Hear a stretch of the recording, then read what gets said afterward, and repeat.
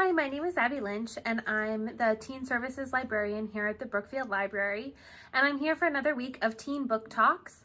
I sort of teased that we'd be doing an election-themed video back in August when I recommended The Voting Booth by Brandy Colbert, and here it is. It's our election-themed book talk. Before I get into the book talks, I just wanted to give some details about the upcoming election on November 3rd. This information is for Connecticut residents, so if you happen to be watching this and you aren't a Brookfield resident or a Connecticut resident, make sure you're looking up the information for your own state. If you are 17 but will be 18 by November 3rd, you can register to vote. You can register online, or we have paper registration forms outside here at the library. The deadline to register to vote is October 27th, and if you're looking for additional resources about the election, please visit our website, brookfieldlibrary.org, and there's a section with election resources right on the homepage. So, with all of that said, let's get into some books. Let's start with one of our nonfiction selections. That's Stolen Justice: The Struggle for African American Voting Rights by Lawrence Goldstone.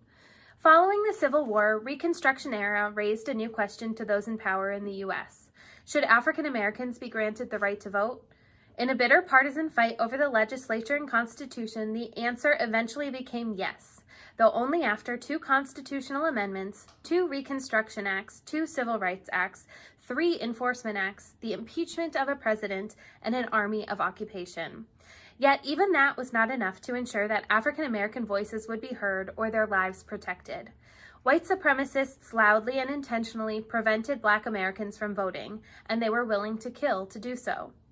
In this vivid portrait of the systematic suppression of the African American vote, critically acclaimed author Lawrence Goldstone traces the injustices of the post-Reconstruction era through the eyes of incredible individuals, both heroic and barbaric, and examines the legal cases that made the Supreme Court a partner of white supremacists in the rise of Jim Crow. Though this is a story of America's past, Goldstone brilliantly draws direct links to today's creeping threats to suffrage in this important and timely book. So that is our first nonfiction selection for today, Stolen Justice. And the next one is Vote: Women's Fight for Access to the Ballot Box by Celeste Frazer. August 18th, 2020 marks the 100th anniversary of the 19th Amendment to the U.S. Constitution, which prohibited states and the U.S. government from denying citizens the right to vote on the basis of sex.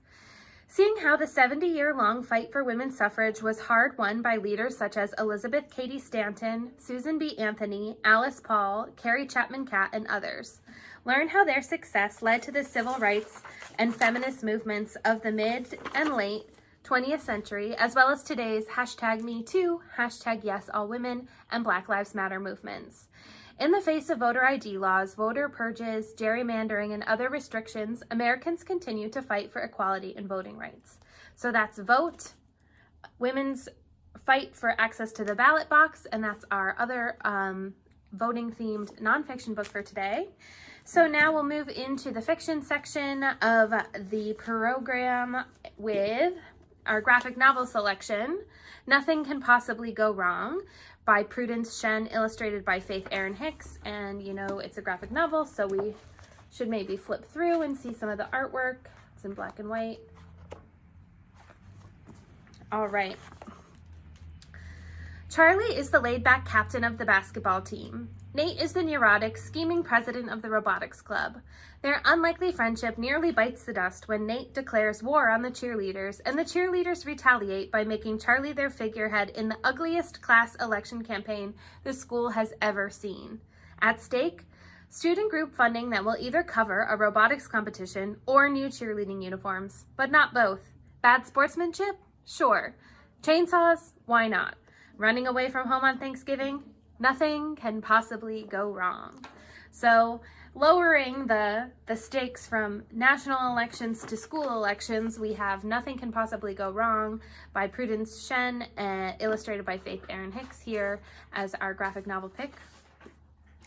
All right, so now I have 3 fiction selections. Yes, the next one's Yes, No, Maybe So by Becky Albertalli and Aisha Saeed. You might know Becky Albertalli as the author of Simon versus the Homo Sapiens Agenda, which is the book that Love, Simon is based on. Yes, Jamie Goldberg is cool with volunteering for his local state senate candidate, as long as he's behind the scenes. When it comes to speaking to strangers, or let's face it, speaking at all to almost anyone, Jamie's a choke artist. There's no way he'd ever knock on doors to ask people for their votes. Until he meets Maya. No. Maya Rahman's having the worst Ramadan ever. Her best friend is too busy to hang out with her, her summer trip is canceled, and now her parents are separating. Why her mother thinks the solution to her problems is political canvassing with some awkward dude she hardly knows is beyond her. Maybe so. Going door to door isn't exactly glamorous, but maybe it's not the worst thing in the world. After all, the polls are getting closer, and so are Maya and Jamie.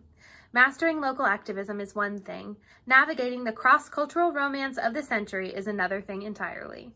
So that's Yes, No, Maybe So by Becky, Albertalli, and Aisha Saeed for all you romance fans with an election twist.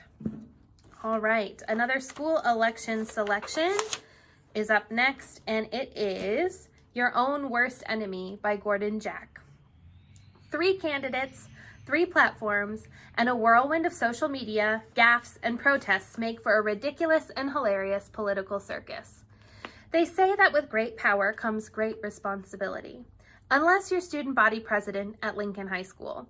Then you get all the responsibility but none of the power. And the 3 candidates running for president know all about that. Stacey Wynn is the front runner, but she didn't count on Julia Romero entering this race. Julia is challenging Stacey for the title while also putting the moves on Stacey's campaign advisor and only friend, Brian. And then there's Tony Woe, the outsider. Tony is usually oblivious to the school's political campaigning, as he's oblivious to anything that isn't about getting high and drinking all the Space Cow chocolate milk he can stomach. But when his favorite beverage is banned at school, a freshman political mastermind convinces Tony to become the voice of the little guy. But what kind of voice is that, really? If this were an ordinary high school election, the winner would be whichever candidate was the most popular. But this year, each candidate may have to sink to a new low to win an election that could change the course of, well, very little. So that's Your Own Worst Enemy by Gordon Jack. And our last pick today is brand new. It doesn't even have a barcode on it yet. We just got it in yesterday. It's Sources Say, ooh, and I even have a sticker on it telling me to put it in this video. It's Sources Say by Lori Goldstein. At Acadia High School outside of Boston, student council has always been nothing more than a popularity contest. Nobody pays attention. Nobody cares. But all that changes when the Franken girls show up. During the first week of school, someone plasters the hall with photoshopped images of 3 perfect 10s, images of scantily clad girls made from real photos of girls at school. The student body is livid. And the 2 presidential candidates, Angeline Quinn and Leo Torres, jump on the opportunity to propose their solutions and secure votes. After their messy breakup, Leo and Angie are fighting tooth and nail to win this thing, and their constituents are mesmerized as they duke it out. As if things couldn't be more dramatic, the school's 2 newspapers get involved. The Red and Blue is run by Angie's sister Kat, and she prides herself on only reporting the facts. But her morals are tested when the Shrieking Violet, written by an anonymous source and based less on facts and more on fiction, blatantly endorses Leo. Rumors fly, secrets are leaked, and the previously mundane student election becomes anything but boring. So that's Sources Say by Lori Goldstein. I hope that you all check out our website for more election resources for our actual factual election coming up in November 3rd. And in the meantime, I hope you enjoy some of these election-themed teen books. You can place holds online to pick up curbside, or you can call 203-775-6241 to place a book on hold. Until next time, take care.